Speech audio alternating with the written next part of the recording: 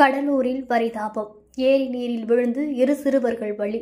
கடலூர் மாவட்டம் வேப்பூர் அருகே கீழ் ஒரத்தூர் கிராமத்தைச் சேர்ந்தவர் அகஸ்தியா.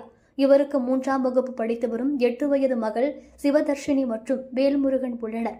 அதே பகுதியைச் சேர்ந்தவர் ஆஷா. 6 வயதில் குணா என்ற மகன் உள்ளார்.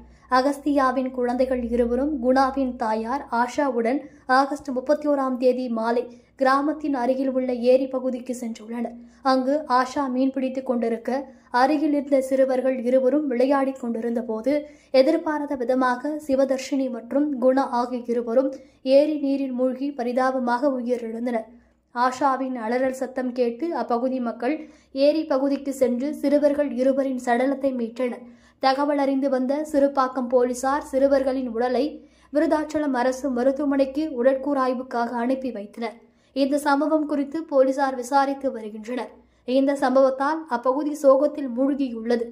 செய்தியாளர் AP வெங்கடேசன், கடலூர்.